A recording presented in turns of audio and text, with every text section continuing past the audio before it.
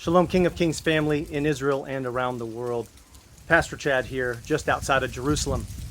In the last 24 hours, I had an opportunity, a privilege, to be invited with a handful of other spiritual leaders from our area to go and sit with Ambassador Emmanuel Nashon with the Ministry of Foreign Affairs and with Tanya Berg-Raphaeli, one of the ministers of world religions inside of the Israeli government.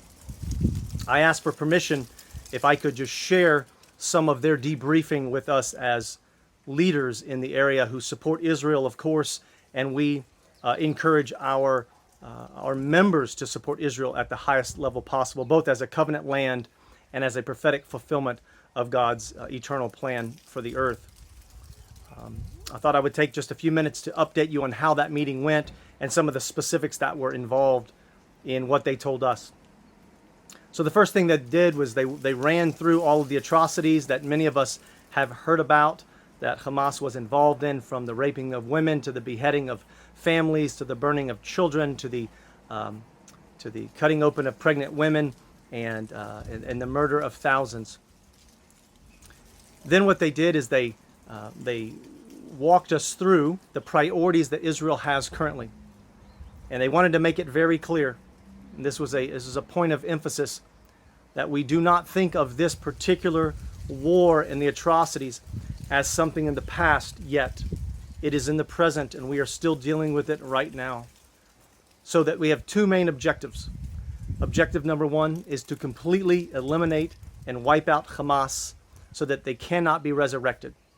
And number two, to free our 220 plus hostages that are still being held by Hamas in Gaza.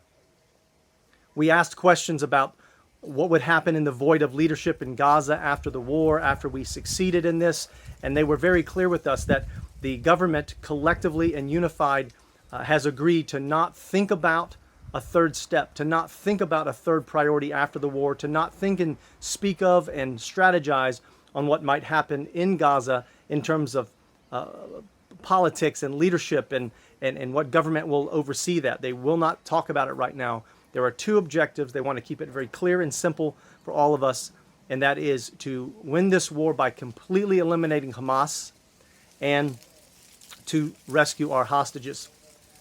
On the one hand, we understand that we're fighting this battle on our doorstep.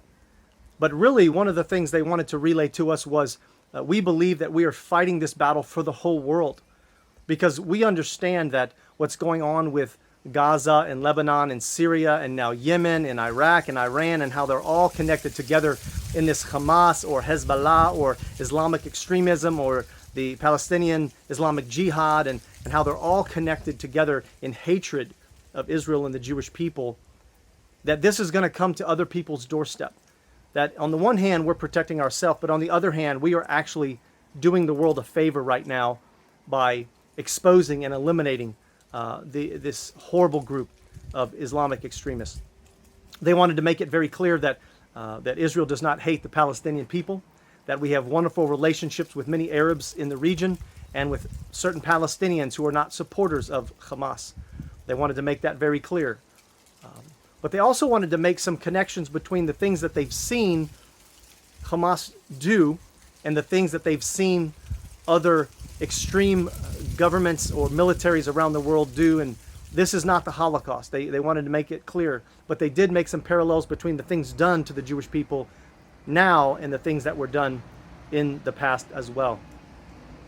They were very grateful for our support as believers, for our prayers, for our financial gifts, for how we're helping the displaced families, how we're helping people evacuate, and how we're all helping not only at King of Kings, but other ministries here in Israel, how we're all uniting to help the displaced families, the soldiers, and the families of soldiers, as well as those who have already had lost loved ones.